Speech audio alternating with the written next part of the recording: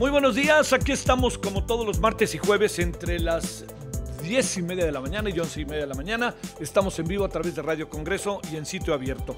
Bueno, han pasado cosas muy interesantes, particularmente, le diría yo, del martes que estuvimos conversando sobre la reforma electoral, que fue interesante, muy interesante por muchos motivos que iremos platicando también hoy. También le cuento que ayer hubo un debate fuerte, del cual haremos breve referencia esta mañana con nuestros invitados. Y también le quiero decir que hoy hay mucha información respecto a lo que va a pasar, si se va a presentar ya desde hoy el presupuesto, qué va a pasar con la reforma electoral, si la van a meter a diputados, en fin, ¿no? Bueno, tenemos muchas cosas por delante y yo le agradezco en nombre de todas y todos quienes estamos aquí en Radio Congreso, sitio abierto, que esté con nosotros. En la producción está Esperanza Barajas, Liliana Hernández, la reportera, nuestra reportera Eli, que ahorita nos va a dar un resumen, Elizabeth Robles, operadores Ricardo Ríos, Sergio Vargas, gracias a todos. Bueno, entonces vamos a contarle lo último que ha pasado, que tiene que ver con el legislativo, y nos vamos, Eli, contigo. Gracias. Vamos con lo más importante en las últimas horas. Sitio abierto. Renuncia Liz Truss como primera ministra de Reino Unido. Dimisión es por el impacto negativo de sus políticas económicas. Sitio abierto. Decreta Putin ley marcial en las 4 regiones ucranianas recién anexadas. Sitio abierto. OMS mantiene el COVID-19 como emergencia sanitaria mundial. Sitio abierto.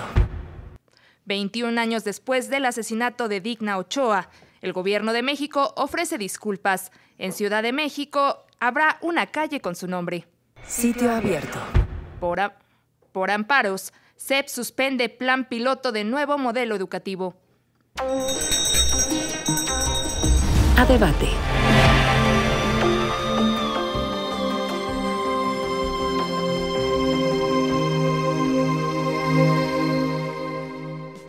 Bueno, temas para hoy. La ciudad, pero también hablemos de lo que pasó ayer, que me parece importante detenernos tantito. Y yo les quería poner en la mesa también una reflexión, sobre todo para ustedes, senadores, que ahora presento, para que no se nos vaya, una breve reflexión sobre este tema que parece crece y crece y crece, que es el de la migración. Y lo digo en función de que nos vemos afectados. En la ciudad hay una gran cantidad ya de venezolanos, en fin, que hablemos de esos dos temas y hablemos de esta nuestra ciudad. Con nosotros la senadora Kenia López Rabadán, presidenta de la Comisión de Derechos Humanos, es senadora por el PAN, integrante de las comisiones de Defensa Nacional, creo que tuviste chamba ayer, para la igualdad de género, trabajo y previsión social y estudios legislativos primera. ¿Cómo estás, Kenia? Hola, querido Javier, contentísima. Además, conociendo tus instalaciones, qué cosa tan maravillosa. Oye, te voy a decir que son de ustedes. Yo ando de son invitado. Del pueblo de México, sí, claro. Javier. No, pero están padrísimas, ¿no? Yo ahorita lo platicaba justamente con el director. Me parece que qué bueno que el Senado de la República, el Congreso mexicano, está intentando comunicarse con la ciudadanía mejor, en circunstancias, yo te diría, necesarias hoy, porque hoy las y los mexicanos necesitan conocer la verdad institucional, la verdad con los datos que sí son reales, la verdad con quienes hacen o hacemos las leyes. Muchas felicidades por este espacio, muchas felicidades porque, entre otras cosas, hoy me toca compartir la mesa con mi querido Emilio, que ayer dio un extraordinario discurso. Tengo que decirle públicamente, se necesitan mujeres y hombres valientes en esta etapa en la que nos está tocando construir, defender al INE, defender las instituciones, defender este cuerpo colegiado. Somos 128 senadores y senadoras que, entre otras cosas, fue creado para hacer un contrapeso al poder, al Ejecutivo, y también, por supuesto, coordinar los esfuerzos con el Poder Judicial y también con el Ejecutivo. Bueno, y además debo de decir que ya eres suspirante a la Ciudad de México, ¿verdad? Pues mira, hoy nos toca defender a los capitalinos desde esta trinchera. He sido claramente una oposición fuerte en el Senado de la República. Yo tengo el gran honor y la gran responsabilidad de presidir la Comisión de Derechos Humanos, y bajo esta lógica, pues hoy el país está lastimosamente mermado en términos de los derechos de las mujeres, los derechos de los jóvenes, los derechos de los migrantes, por cierto, este tema que ahora has mencionado, y entre tales circunstancias, yo estoy convencida que represento a millones de mexicanos que ya quieren un gobierno distinto, un gobierno mejor, y aquí estaremos dando la batalla, y va a pasar lo que va a pasar, dice mi mamá, y entre otras cosas, yo estoy convencida que va a perder Morena la Ciudad de México. Bueno, ya hablaremos de eso. Con enorme gusto también, senador Emilio Álvarez y Casa Longoria, del Grupo Plural, integrante de la Comisión de Derechos Humanos y de Zonas Metropolitanas y Movilidad. Emilio, ¿cómo has estado? Muy contento de estar acá, ¿no?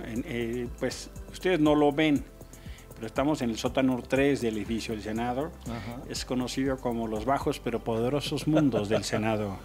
Aquí se mueve el canal del Congreso y mueve toda la frecuencia, celebrando ya 6 meses de este espacio. Es de celebrarse que el canal de Congreso busque nuevas formas de acercarse, y a más grande alegría de encontrarme no solo con un amigo querido, sino en un debate histórico Chivas Cruz Azul, ¿no?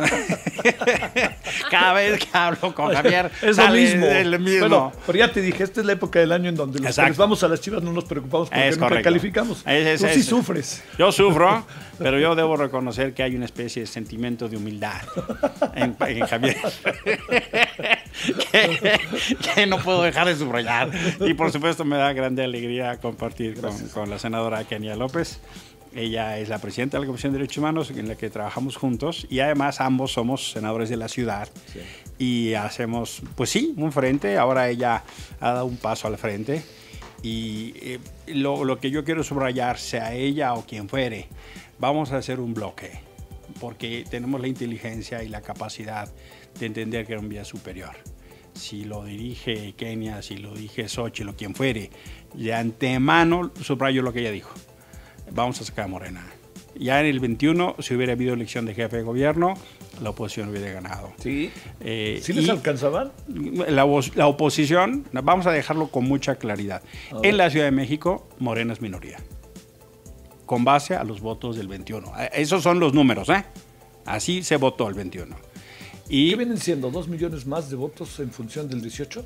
Sí. Sí, es claro. Una cantidad sustantiva. Y es una cantidad sustantiva, no solo en términos de gobiernos locales, sino en términos de déjame decirlo así, de un término de relación. La ciudad, la gente de la ciudad tiene un compromiso por gobiernos eficaces, transparentes y contra la corrupción.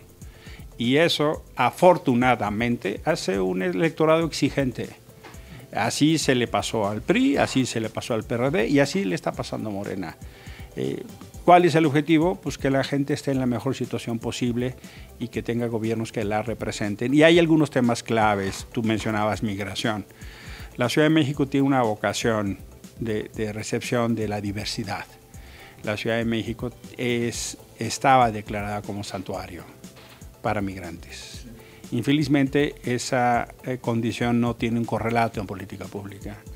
Aquí las y los migrantes deberían encontrar un lugar de refugio. No está siendo así.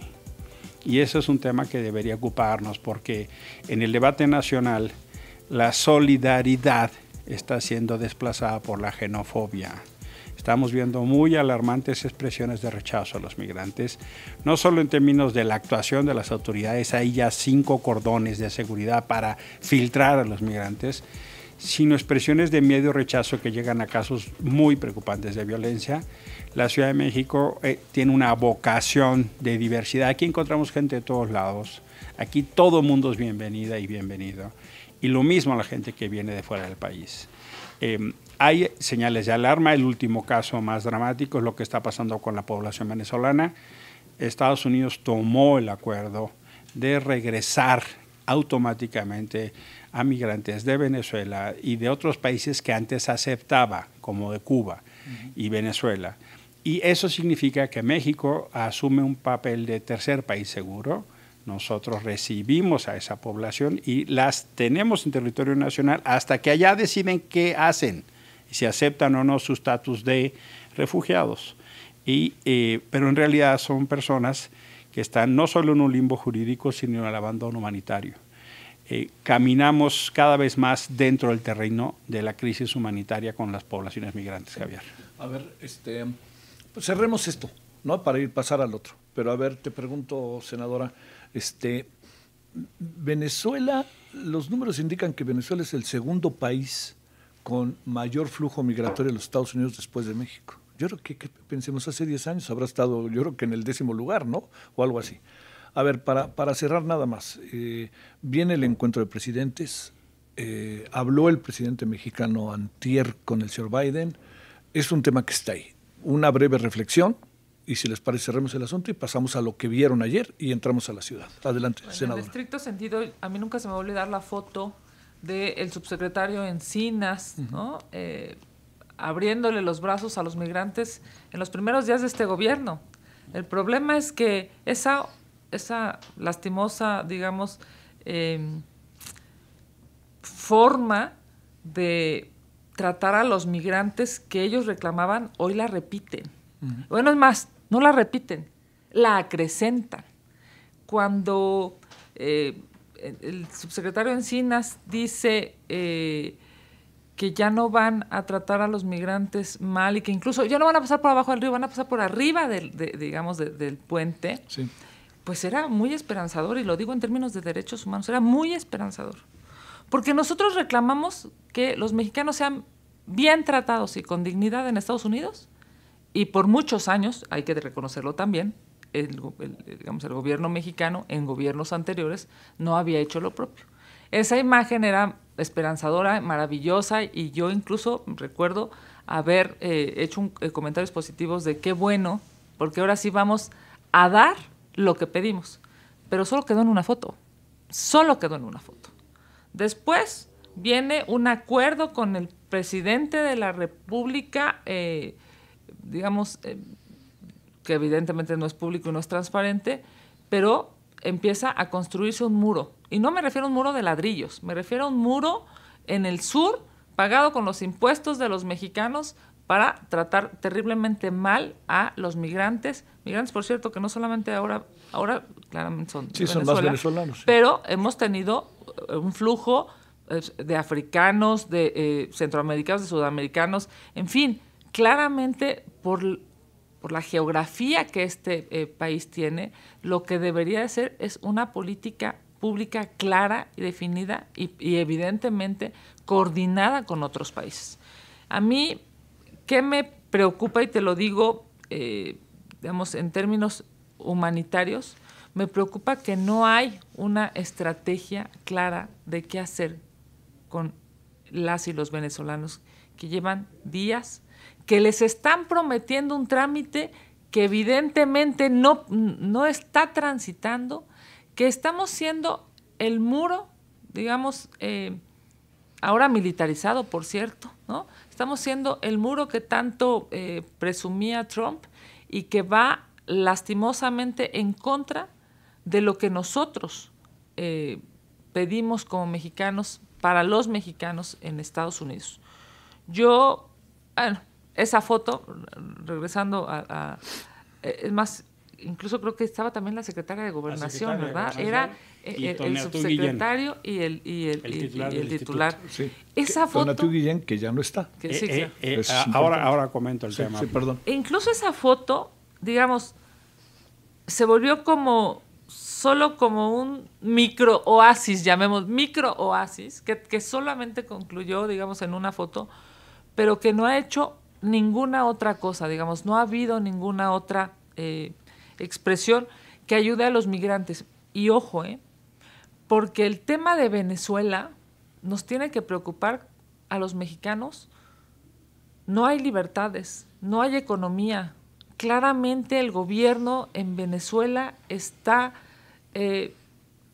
generado por un populismo, está destruyendo la administración pública por muchos años, y ahorita este éxodo, esta salida, este grito, digamos, de ayuda a buscar mejores espacios en otro país, y con eso concluyo, sí. Mi querido Javier, es la muestra clara de que los gobiernos populistas que no generen prosperidad, no generen educación, no generen una buena administración, lo único que hace es expulsar a sus connacionales. Y aquí en México me parece que hay muchos visos y muchas alertas para, lastimosamente, desde el gobierno replicar lo que en Venezuela está sucediendo. A ver, íbamos a cerrar, pero no vamos a cerrar todavía. Mira, para un último asunto. A ver, déjame, para lo que vas a decir, déjame agregar algo. A ver, es un asunto multilateral, ¿no? No es un asunto México-Estados Unidos nada más. nos pasa por encima de lo que pasa en Centroamérica, al mismo tiempo que obviamente a Centroamérica, y nos aparece el caso Venezuela. A ver, ¿hay remedio y trapito con esto o no? Más allá de esta, es una metáfora muy, muy fea la que cuentas, Kenia, de lo que fue la foto y todo eso, ¿no? Porque han pasado 4 años. Bueno, agregaré otra que abona al asunto. El presidente en su tiempo de campaña conminó a los centroamericanos a que vinieran a México y que iba a conseguirse trabajo en el sur. Bueno, ahí vamos. Mira, el Tonatiuh Guillén es probablemente una de las personas que más conoce el tema migratorio. Él fue director del Colegio de la Frontera Norte. Estoy totalmente de acuerdo, sí. Y tiene una autoridad moral, un conocimiento y una capacidad. Su llegada al Instituto Nacional de Migración, probablemente en el tono y visión que da Kenia, era justo el signo de esperanza. Sí. Por fin van a poner a alguien que sabe, por fin alguien con una visión solidaria, humanitaria, profesional. Infelizmente eso fue flor de un día. Tanto así que cuando Trump amenaza con los aranceles, en lugar de afincar una posición para decir, no, mira, la discusión con Estados Unidos es una mesa compleja, si tú pones el tema de los aranceles, ponemos el tema de la seguridad y entonces tener una negociación en otros términos. El gobierno de Andrés Manuel decide hacerse para atrás, acepta el chantaje, cede al chantaje y se da un viraje brutal en esta política de buena voluntad y pasamos de la política de solidaridad, de brazos abiertos, que el presidente hizo ese llamado, a una política y doctrina de seguridad nacional como nunca habíamos vivido. México se convierte de facto en el muro de Trump y sale Tonatiuh Guillén. Y entra una persona a la titularidad del Instituto Nacional que venía de administrar reclusorios y que hoy tenemos una política pública que en condición estructural y general viola derechos humanos de los migrantes. Hace unos meses, 2 meses, estuve en Tapachula visitando estaciones migratorias, visitando albergues. Las condiciones son de absoluto oprobio. Gente que espera meses por un trámite y ya que por fin tienen el papel, agentes del Instituto Nacional de Migración se los rompen en la cara y se los avientan. Sí. Y estuve hace unos meses en Tijuana y lo que tú ves es esa misma práctica generalizada. ¿Puede cambiar? Claro. ¿Qué le pide México a Estados Unidos? Licencias, visas de trabajo, condiciones de dignidad. En Estados Unidos pagan impuestos y entonces podrían tener reconocimiento de derechos. ¿Qué diría entonces? Que México haga en territorio nacional lo que le pide a Estados Unidos y que generemos condición de trabajo temporal. Por ejemplo, hoy en Chiapas hay una crisis para la recolecta del café, porque ni siquiera se está permitiendo trasladar a los trabajadores temporales de Guatemala a la pizca del café. Está por venir una crisis, Javier. Ya lo han advertido todos los sectores de la frontera. Lo que era un espacio de convivencia muy armónico en el istmo centroamericano, porque Chiapas tiene una identidad, o esa región de México tiene una región de identidad que es muy difícil distinguir. ¿Qué diría entonces? Pues que generemos una política de convivencia como existía antes. Mira, hay un centro comercial de esas cadenas que son clubes de ventas. Sí. Era la que más vendía del país en Tapachula, porque venían todos los centroamericanos a comprar. Ahora ya no. Y hay un particular componente que no se puede dejar de mencionar. La descomposición de Chiapas por el tema del narco es de alarma, Javier. La frontera sur hoy está controlada por el narco. Acabo de tener una conversación con gente de Coparmex, de Chiapas. Me dicen, yo vendía materiales de construcción. Ya no los mando. Si quieren, se los vendo en Comitán, porque ya toda esa franja la controla el narco. Estamos viendo lo que pasa. Y eso tiene que ver no solo con el narco, sino con la industria del tráfico de personas. Por supuesto que hay temas de orden a controlar, por supuesto que sí. Por supuesto que la oleada venezolana tiene que ver con la destrucción de un país, sí. No es que de repente a los venezolanos les entre un síndrome de caminante incontenible. Están huyendo por condiciones de pobreza y miseria. Y toda la gente de Venezuela dice, volteando a ver a México, agua mi niño, no están igual, pues van para allá. Bueno, ¿no? Sale. A ver, demos un punto y seguido, senadora Kenia. A ver, reflexionemos, aunque sea un pequeño rato, ¿qué pasó ayer? Y sobre todo hablo de comparecencias, hablo de hoy el presidente manifestó, ¿no? Yo diría que se manifestó molesto por la forma en que él asume que trataron a los encargados de la seguridad. Hubo discursos fuertes, Emilio, Germán, e incluso ¿no? Del propio PRI alguien dijo cosas ahí que parecieron interesantes, no lo digo peyorativamente. A ver, ¿qué pensar de lo que pasó ayer? ¿Cómo tienen que ser establecidas? Yo creo que ese es el tema. ¿Cómo deben de ser establecidas las relaciones con esos hombres que nos representan, esas mujeres que están encargados de la seguridad ciudadana y de la seguridad nacional del país? Tenemos que ponerlos en un nicho. ¿Cómo debe de ser esto? Primero que nada, ayer quedó claro que hay dos visiones de país, Javier. O sea, la visión del gobierno y su necedad por continuar con una estrategia de seguridad que está ensangrentando a México. Más de 135,000 asesinatos demuestran que no funciona la estrategia. Y por el otro lado, la visión de quienes creemos que es necesario que la estrategia se cambie y que los responsables vengan a rendir cuentas. No es posible que el gabinete de seguridad, que incluye al secretario de la Defensa y al secretario de la Marina, no acudan a rendir cuentas. Son servidores públicos, ocupan los recursos de los impuestos de los mexicanos. ¿Por qué no escuchar al secretario de la Defensa decir incluso su verdad, callado, todo el tiempo callado, porque hicieron en el Senado un acuerdo a modo para que no hablara, para que lo protegieran, para que lo blindaran, y a mí me parece terrible, porque no están negándole la respuesta a los senadores, no, le están, regateando, negando la respuesta a los mexicanos. Hoy la defensa hace hoteles, aeropuertos, carreteras, trenes, y no es capaz de clarificar, responder, es más, incluso argumentar a su favor, porque los quieren cuidar ante una realidad que los está avasallando. Y con eso concluyo. La secretaria de Seguridad Pública vive en un país distinto. No reconocer los homicidios, los feminicidios, las desapariciones en este país es simple y sencillamente darle la espalda a los mexicanos. Aquí, en la Ciudad de México, está terrible el robo a casa habitación, está terrible el robo en transporte público, está terrible el cobro de derecho de piso. Si Morena, la secretaria de Seguridad, todo el gabinete y López Obrador no lo quieren reconocer, ese es, yo diría, uno de los errores históricos por los cuales este gobierno va a perder en 2024, en el proceso, por cierto, afectando a la ciudadanía. A ver, déjame hacerte una pregunta, Kenia, rápido, para que entremos y nos digas un poco, también incluso el espíritu de lo que ayer conversabas.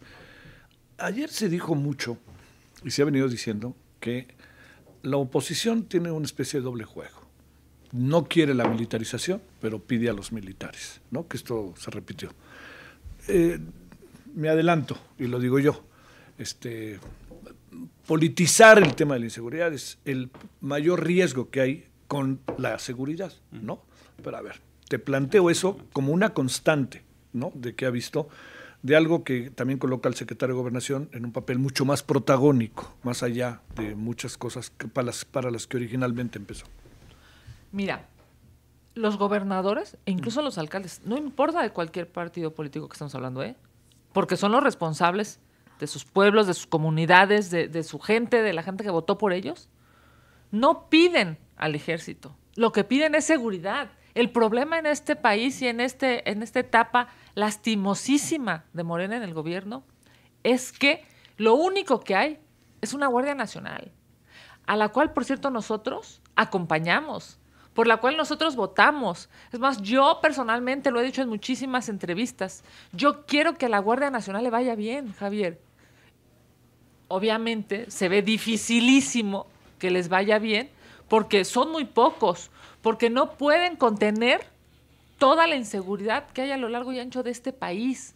Evidentemente los gobernadores piden, exigen, a lo mejor incluso hasta suplican que haya Guardia Nacional por algo muy elemental. Necesitan seguridad en sus estados. Cuando no hay Fortaseg, cuando no hay recursos para tener policía municipal, cuando no hay, porque todo lo han chupado, todo se lo han agandallado a nivel federal, cuando no hay recursos ni para los gobernadores ni para los alcaldes, lo único que hay es una Guardia Nacional, todos lo pedirían. Bueno, ayer es impresionante ver en las redes sociales diciendo, la senadora pide seguridad para su familia.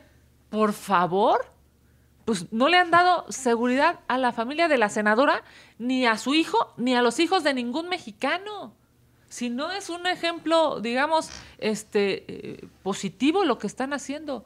No darle seguridad a las familias en México, a los hijos de las mujeres y de los hombres que salen a rifársela, a trabajar, a tener empleo y a pagar impuestos. Dejar a todo México en la indefensión porque están obsesionados por una Guardia Nacional. De verdad, es uno de los peores errores que este gobierno ha tenido y por lo cual se les juzgará a futuro. Yo solamente concluyo diciéndote, escuchar a la secretaria de Seguridad Pública ayer aquí, hay de dos, o miente o vive en otra realidad. A ver, ¿cómo ver, Emilio, todo este asunto en términos de cómo tratar, cómo tendríamos que hablar? Por ejemplo, ha sido muy señalado tu colega Germán Martínez, porque decía señor Sandoval, ¿no? Y es algo que... Un discurso. Sí. Es decir, cuando digo señor Sandoval, lo que quiero decir es generalmente éramos señor general secretario, ¿no? Cosas, todo eso. ¿Qué está cambiando? ¿Qué tiene que cambiar? ¿Y qué viste sumando a lo que dijiste ayer? Mira, a ver,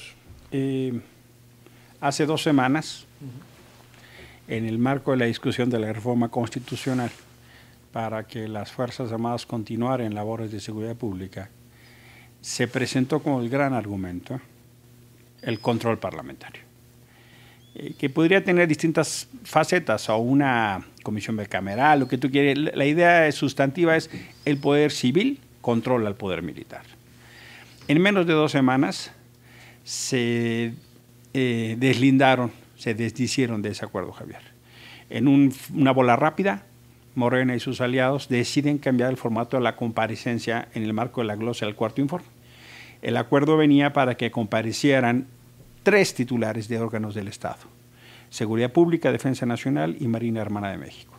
El día previo, en una votación que sí nos dijeron 1 hora antes en la Junta de Coordinación Política, esto va a pasar por voto ponderado, y pasó. Y cambiaron el formato, de manera que solo habló la secretaria en una más o menos incómoda posición de vocera de las Fuerzas Armadas, y los titulares de las Fuerzas Armadas de invitados de palo, de piedra. Y eso cambia totalmente el sentido. Nos dice, no es que cuando se apruebe la reforma constitucional venimos. No, señor, ya tenemos facultades constitucionales en el artículo 89. El Congreso de la Unión puede citar a comparecer a cualquier integrante de la Administración Pública Federal. A ver, te atajo, el secretario de Gobernación dijo que eso no era posible todavía. No, eso es una falsedad. O sea, nosotros ya tenemos facultades constitucionales, y más en el marco de la glosa de un informe. Adicionalmente se puede hacer por el tema de la reforma constitucional para extender al 28 la presencia de las Fuerzas Armadas en seguridad pública. Pero eso es adicional, Javier. Mira, por eso lo de ayer es tan simbólico, porque es un reflejo de autoridades civiles que renuncian y abdican a su responsabilidad y le dan a las Fuerzas Armadas un espacio que no les corresponde. Ayer la mayoría abdicó de su responsabilidad para exigir la rendición de cuentas a las Fuerzas Armadas. ¿Y eso qué pasa? Hoy en la mañana vimos parte de esa cultura expresada por el presidente. Exigirle cuentas a las Fuerzas Armadas se considera como una falta de respeto. Exigirle a las Fuerzas Armadas que nos informen, por ejemplo, qué está pasando con los guacamayos y Sedenalix. 6 terabytes de información se les filtraron. Eso son como 30,000 documentos de PDF, Javier. Nos enteramos como que hay periodistas espiados. Durante el sexenio de Peña Nieto atacaron durísimo, con razón, por el tema del software Pegasus que ilegalmente espía. Sí. Bueno, nos enteramos que en este sexenio está pasando igual. Yo me enteré por el Sedenalix que yo estoy siendo espiado, que Javier Sicilia es espiado, que Raimundo Ramos del Centro de Derechos Humanos de Nuevo Laredo también, y otros periodistas. No nos contestaron eso. tampoco nos enteramos de lo que estaba pasando con el tema de toda esta filtración y casos muy graves de violaciones a los derechos humanos, como los 2 marinos desaparecidos que la alcaldesa de Acapulco asignó como escoltas de 2 senadores de Morena. Esos temas no se respondieron, Javier. Pero el tema es, lo que hemos venido viendo, es que la autoridad civil cede atribuciones y facultades en beneficio de las Fuerzas Armadas. Lo que vimos ayer es exactamente lo mismo desde el punto de vista legislativo.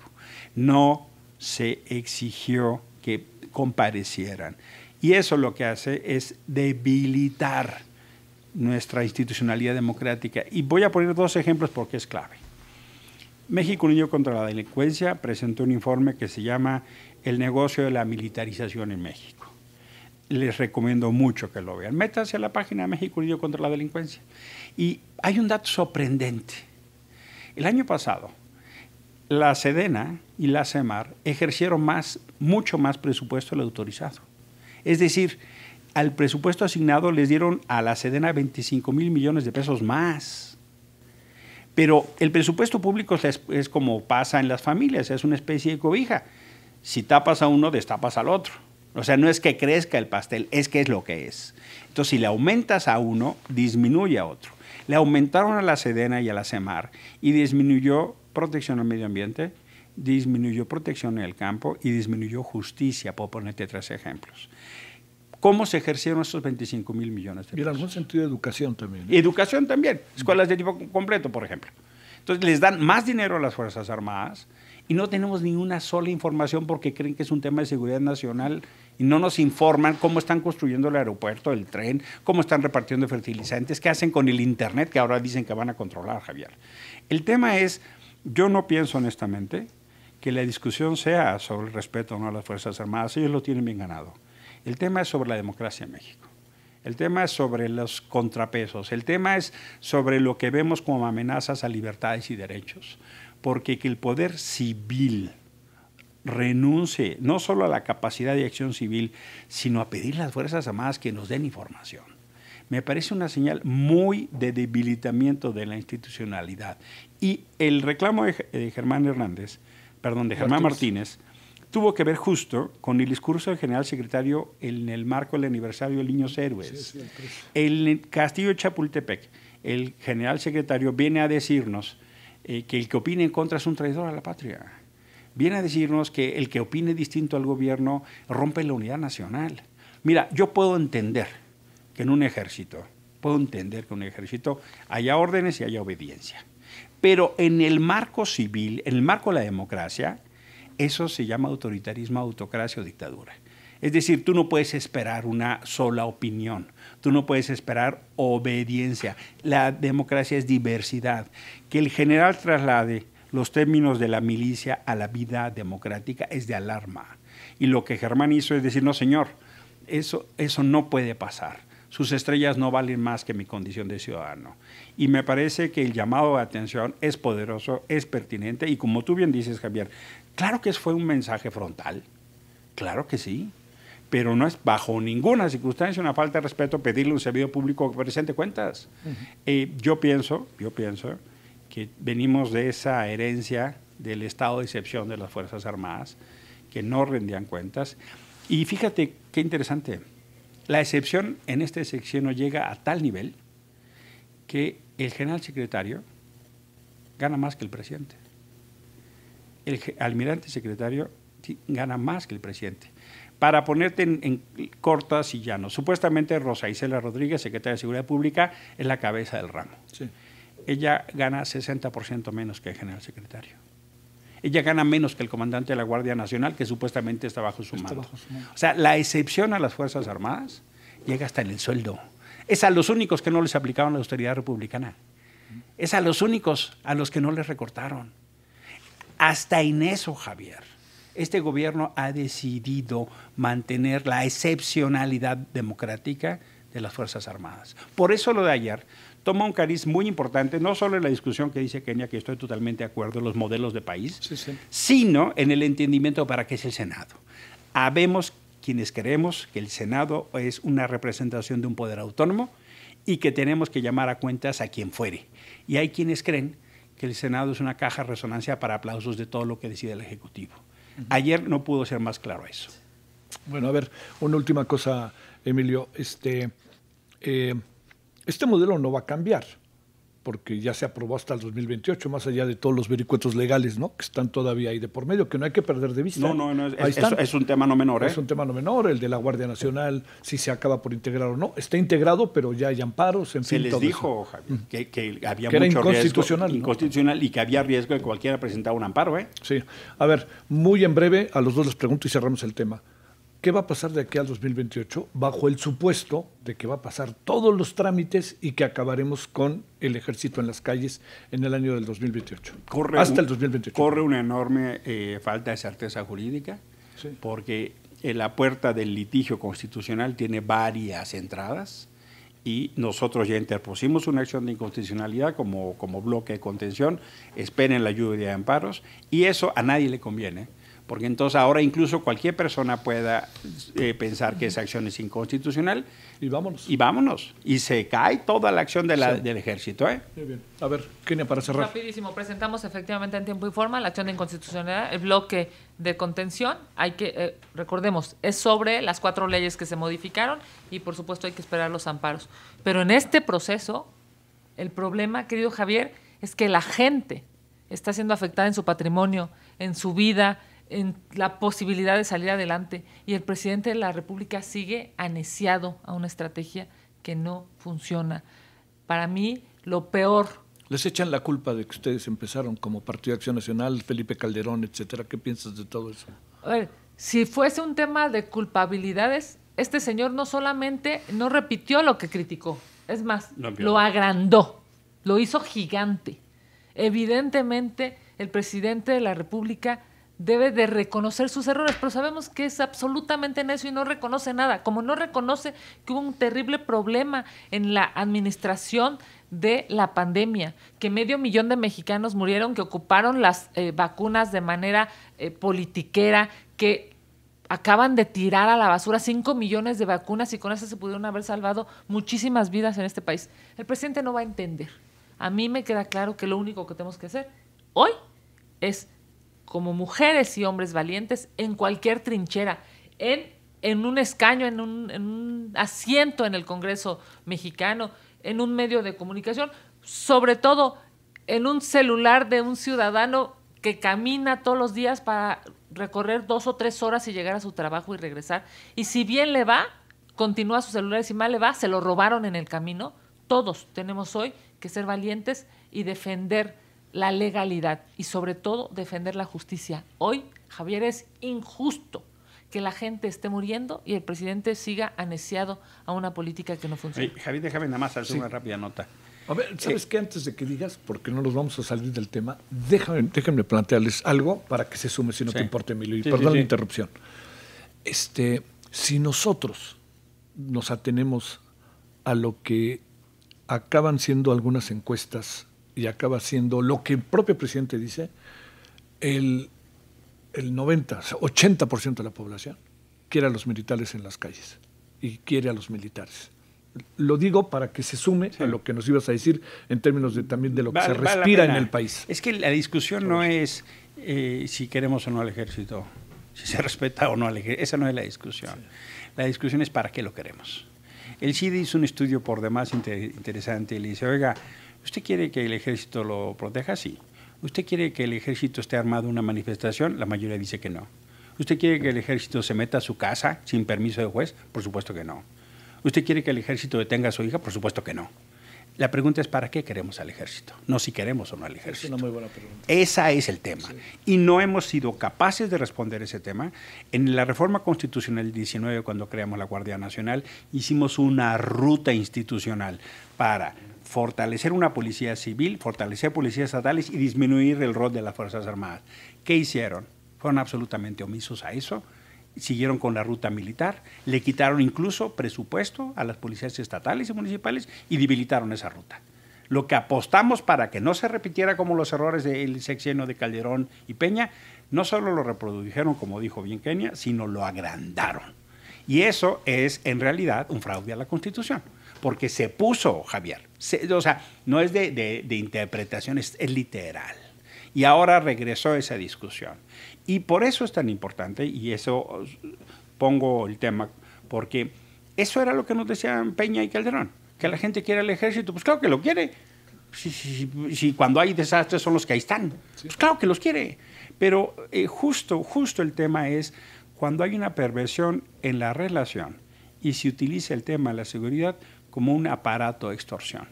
Lo que hizo ayer la Secretaría de Seguridad Pública es hacer público la estrategia de chantaje y de coacción que sufrieron los gobiernos estatales. Lo había hecho el general secretario, ese que no quiere comparecer, sí le habló a gobernadores para decirles, si ustedes no votan a favor, el día de mañana les vamos a quitar el ejército. Y eso es una falta grave al pacto federal que hemos hecho.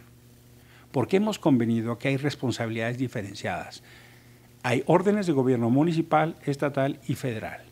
Y el nivel federal le corresponde la seguridad federal, el ejército y la Guardia Nacional. Si lo que nos van a decir es que la única manera en que van a prestar el servicio, que es su obligación constitucional, es porque les aplaudamos, eso es un fraude a la Constitución. Querer lucrar del tema de la seguridad y alinear la diversidad política en función de que si no, no te presto el servicio, me parece de una extraordinaria irresponsabilidad. No es que quieran, señora secretaria, no es de que quiera, señor general, es su obligación. No me vengan ustedes ningún favor al decirme que los militares estén en la calle porque usted les da la orden. Es que es su obligación. Porque entonces, ¿cuál es la respuesta? Que el día de mañana Nuevo León diga, como no me prestan el ejército, yo voy a hacer mi propio ejército. Sí. El día de mañana Jalisco dice, como me chantajean, les aviso que a partir de mañana constituimos el ejército estatal de Jalisco. ¿No? Es que ese mensaje, que no se dan cuenta de la responsabilidad, es de ruptura del pacto federal.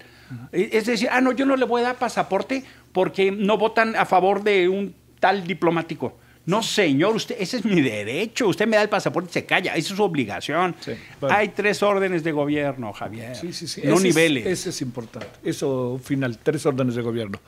Bueno, a ver, cerremos. Más allá, Kenia, de tu genuina aspiración de ser jefa de gobierno de la ciudad, la ciudad parece que de repente le va bien, parece, ¿sí?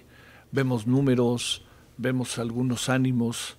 Y luego también pues vemos lo que nos dicen los gobernantes, ¿no? Que eso, como tú sabes, es una de las claves. A Claudia Sheinbaum no le va tan bien como al presidente, pero da la impresión de que no le va mal. Está en un mundo paralelo por la campaña. La ciudad en los últimos, desde 1997, con el ingeniero Cárdenas, está en algo que hoy yo ya no me atrevo a llamar izquierda, pero es izquierda, pues como tal. ¿Qué vemos de la ciudad? Cerremos con eso, ¿no? Y empecemos, si te parece, más allá de tu aspiración, oye, que cuente y mucho, pero me refiero más allá en el sentido de diagnóstico con, ahora sí que remedio trapito, por decirlo de alguna manera. Déjame decirte que además me dijeron mis abogados, no se te ocurra hacer campaña para que nadie quiera reclamarte el uso de recursos públicos. Entonces, y menos ese en tema, el Congreso. Claro, sí, viniendo acá contigo. Claro, sí. Entonces, exactamente, justo de eso, bajo ninguna circunstancia hablaré. No, oye, nos vemos en la calle, como dicen. Pero a ver, sí es cierto. Los dos somos senadores de la Ciudad de México, Javier, y es claro que hay hoy 3 grandes preocupaciones. No lo dice mi sentir, no lo dice mi ánimo, lo dicen las encuestas. Cuando a la gente le vas a preguntar qué está pasando en la Ciudad de México, les preocupan a los chilangos 3 cosas. Primero, la inseguridad, que es un tema, por cierto, nacional y que se refrenda en número 1 de preocupación aquí en la capital, la inseguridad que se vive. Porque es terrible. Mira, me estaban contando justo antes de llegar aquí una historia terrible. Una gente que colabora conmigo me dice, me asaltaron. Una persona se subió al transporte público, disparó un arma con un balazo, todos súper quietos. Susto. La persona que colabora conmigo me dice que entregó su celular. Le dije, ¿cuántas personas asaltaron? Dice que entre 30 a 35 en menos de 3 minutos. ¿Sabes cuánta gente de esas 35 personas que iban en el transporte público habrán ido a presentar una denuncia? Ninguna. 0. Sí, ninguna. 0. A él le quitaron un celular que le afecta, evidentemente, no solamente en su trabajo, sino además en su economía. Va a dejar de tener que comprarse cosas para poder volver a tener una herramienta que no solamente es ahora de comunicación, sino además es como para subsistir. Eso pasa en el transporte público y pasa en el metro y pasa en la combi y pasa en el RTP y pasa en tu casa y pasa todos los días a miles, cientos de miles de personas que ya ni siquiera van a denunciar porque saben que lastimosamente no pasa nada. El segundo tema que más le preocupa a los capitalinos, querido Javier, Emilio, es la corrupción del gobierno. Fíjate nada más, en otras entidades federativas, la corrupción es el 7, el 8. Aquí en la Ciudad de México es el 2 y el 3, concluyo, por supuesto, es la falta de movilidad. Es una imposibilidad de subirte al metro y pensar que estás seguro, porque puedes arriesgar tu vida. Y puedes perder tu vida porque no hay un metro de calidad, porque no hay un metro, un día se incendia y al otro día se inunda, entre otras cosas porque no tiene mantenimiento. Entonces, si hay inseguridad, si hay corrupción, si no hay movilidad, no hay transporte público y no hay vialidades, por supuesto que los capitalinos exigen lo que efectivamente Emilio ha dicho. Buenos gobiernos, y por eso es que salieron en 2021. Esta ciudad ya habló, esta ciudad ya dijo que no quiere al gobierno de Morena. Ganamos más de la mitad de las alcaldías y estuvimos a punto de ganar Gustavo Amadero y Xochimilco, porque evidentemente ya con todo lo que han hecho durante 25 años, los capitalinos, los chilangos, decimos ya basta. Yo estoy convencida que van a perder en 2024 y también estoy convencida, Javier, que sí se necesita exigirle a la coalición, a los partidos, a los que sean, a los seres humanos que estén ahí, exigirles buenas cuentas. Tienes toda la razón. Esta ciudad es maravillosa. Es una ciudad cosmopolita. Vivimos más de 9 millones de personas aquí, muchísimos como mi mamá que llegaron de otros estados de la República. A mí me tocó ya nacer, crecer, vivir aquí, estudiar aquí, trabajar aquí. He tenido uno, yo diría, de los más grandes honores que puede tener un chilango y en su caso un legislador, haber hecho la Constitución de la Ciudad de México. Sí. Y en esa Constitución, Javier, se exigen muchos derechos que hoy la jefa de gobierno simple y sencillamente aplasta o ha dejado guardado en un cajón, porque es cierto, entre otras cosas, pues está pensando en ser la corcholata favorita, no la jefa de gobierno que esta ciudad requiere. Bueno, a ver, ¿cómo ves las cosas? Retomando esto de un diagnóstico de claroscuros por momentos, ¿no? Pero pues, ahora sí que me perdonen los estados de la República, lo digo con respeto. Pues es mi ciudad, ¿no? O sea, sí. Como la canción, es mi ciudad, es la ciudad de mis papás, de mis abuelos, de mis hermanos, de mi gente, de mis hijos. Es mi caso. Sí, sí. Yo soy chilango de generaciones. Sí, sí. Esos que somos muy parecidos a la raza de bronce, por tanto plomo que tenemos en la sangre. No, ya. Sí. Era muy bueno ese viejo chiste que cuando salías de la Ciudad de México te parabas atrás de un auto para sentir la Ciudad de México. Ya no. Escape, ¿no? No, fíjate que yo pienso que la ciudad tiene una vocación democrática. Desde 1985 el PRI dejó de ser mayoría aquí. Y eso adelantó un proceso de transición democrática. Y es también el escenario de una enorme cantidad de luchas locales y nacionales. Sí. Y eso ha generado un basamento de término de relación de libertades y derechos. Y hemos dado batallas muy importantes, no solo en términos electorales, sino en términos de libertades. La Ciudad de México es un lugar donde las condiciones del ejercicio de la libertad son distintas. Para las mujeres, para la diversidad sexual, para las comunidades indígenas, con las deficiencias que quieras, pero eso es así.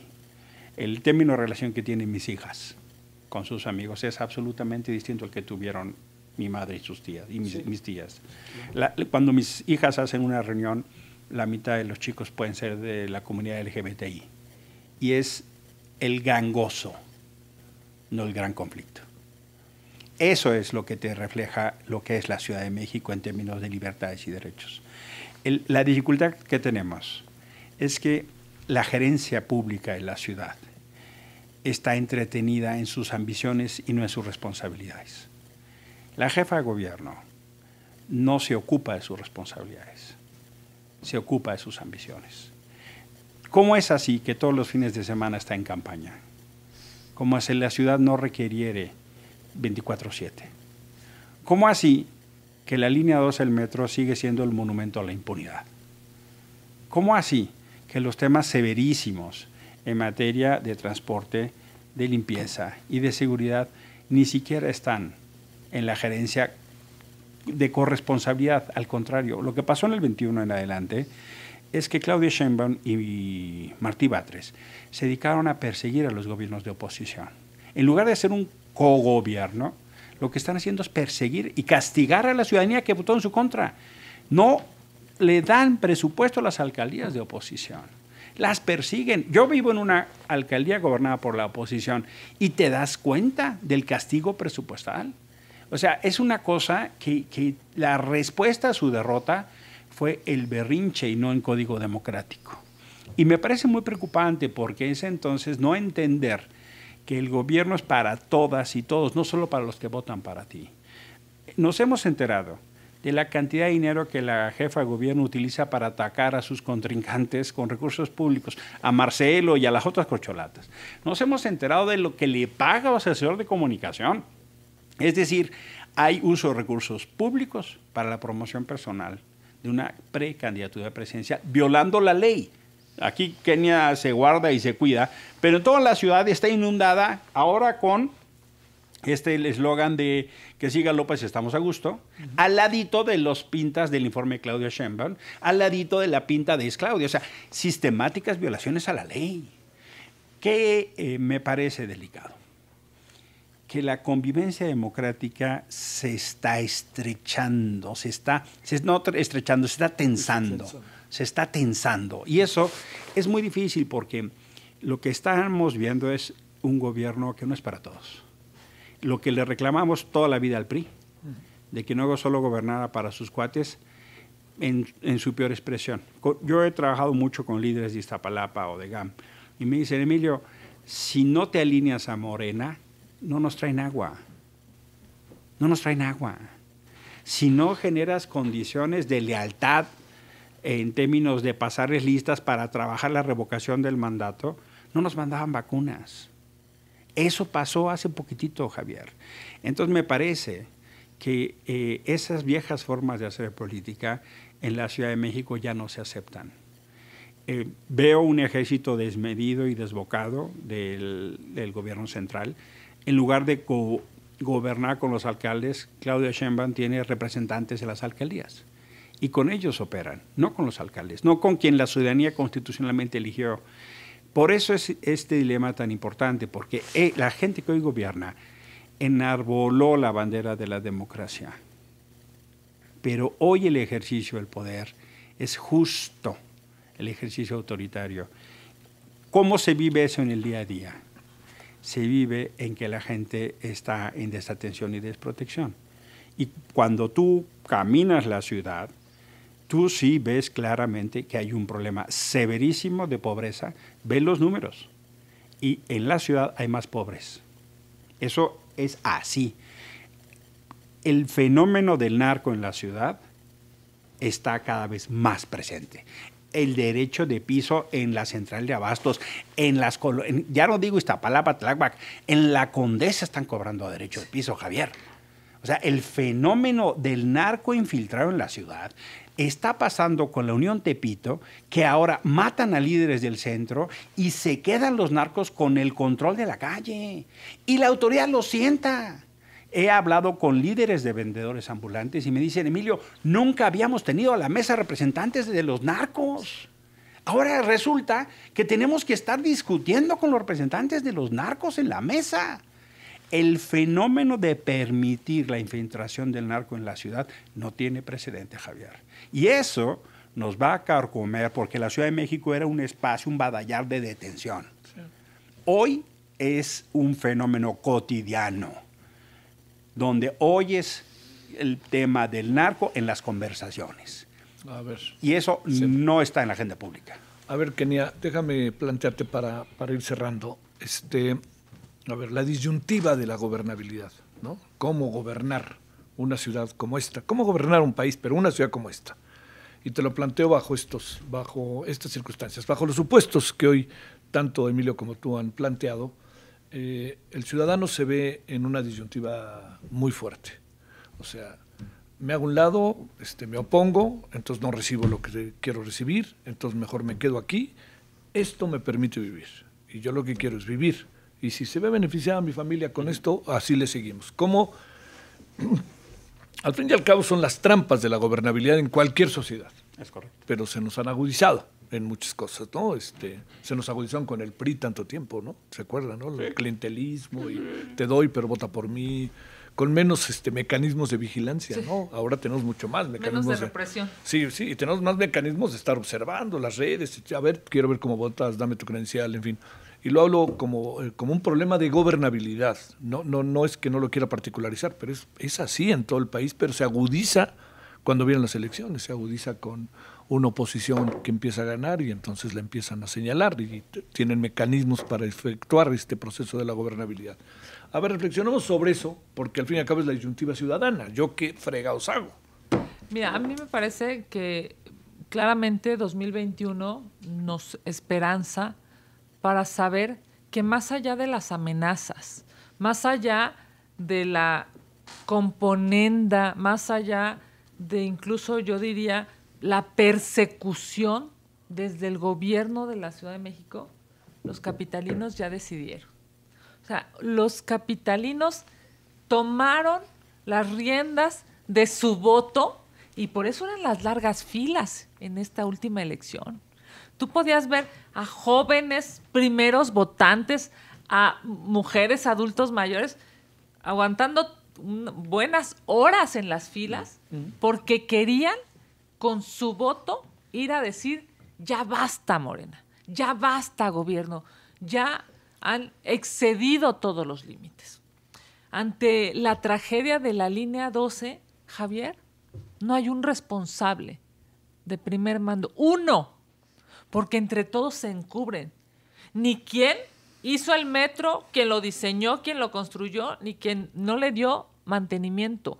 Ninguno de ellos es responsable porque todos son amigos y si me apuras varios de ellos son corcholatas. Es evidente que la Ciudad de México hoy está claramente echada para adelante para decirle a Morena ya basta. Lo dicen las encuestas. La circunscripción, digamos que más reclamos tiene para el gobierno es esta, la de la Ciudad de México. La ciudadanía que más lastimada está, sí. No solamente en su economía que está terrible, no solamente en su seguridad que está terrible, no solamente en la corrupción, digamos esta que mata, porque lo que pasó en la línea 12 es por corrupción y claramente Morena ha demostrado que la corrupción mata. Pero no solamente está lastimada en eso, Javier, está lastimada en su esperanza, porque los acompañaron muchísimos años y solamente han abusado y se han enriquecido. Y esto de que a la gente de Morena no le gustaba robar, pues se les olvidó, porque hoy claramente están demostrando, hacen empresas para enriquecerse, hacen empresas a modo que nunca habían tenido para, por supuesto, controlar económicamente también al país. Yo solamente te digo algo que para mí es muy claro. Morena va a perder la Ciudad de México y está obligado la siguiente jefa de gobierno a ya dar respuestas puntuales a la seguridad, a erradicar la corrupción y a generar condiciones dignas. Yo fui al CCH Vallejo, fui a la Facultad de Derecho en Ciudad Universitaria, estudié la maestría en Santa Fe, en la Universidad Panamericana, conozco toda la ciudad, he vivido y he sufrido el metro y el transporte público y lo que hoy está pasando es absolutamente indigno. Pero eso, querido Javier, estoy segura, va a Va corregirse para en 2024. A ver, así, ahora sí, que pregunta rápida, respuesta rápida. ¿Reforma electoral sí o no, Emilio? Si significa regresar al modelo 88, bajo ninguna circunstancia, nada que debilite al INE, nada que Pero sí debilite dispuesto a al INE. negociar, discutir, debatir. Si hay cosas inteligentes, interesantes, sí. El eje de la discusión, que es el eje de su propia existencia, es qué va a pasar con el PRI. ¿Tú crees? Sí, porque si el PRI decide... Dijo el señor Alito hace... Eso nos dijeron con la reforma de la Guardia Nacional. Aquí yo le digo a Oye, mis como dicen, colegas... eso dijo mi abuelita, ya Eso tiene dijo mi 60 abuelita, nietos. o sea, ¿cómo así? Mi mamá tuvo 15, ¿no? O sea, ¿cómo te explico? O sea, me dice algunos senadores del PRI, no, bajo ninguna circunstancia. Le digo, ¿cómo quieres que te creas si me dijiste lo mismo con la Guardia Nacional? No deciden una reforma, deciden su existencia. Sí. A ver, ¿tú qué piensas, Kenny? Si López Obrador quiere destruir al INE, que no cuente con mi voto. Bueno. Oigan, muchas gracias, Kenny, senadora. Es un enorme gusto. Gracias. Gracias, Emilio. Javier. Es ¿No? un gusto. Muchas Siempre gracias. un gusto nuestro El diálogo. gusto mío, en verdad. Bueno, muchas gracias en nombre de Esperanza Barajas y de Liliana Hernández en la producción, de Elizabeth Robles en el reportera y operadores Ricardo Ríos, Sergio Vargas. Gracias. Gracias de nuevo, senadora. Gracias de nuevo, Gracias. Emilio. Un abrazo. Pásenla bien. Sabina. Nos vemos el martes a las 10:30 de la mañana aquí en Radio Congreso, sitio abierto. Adiós.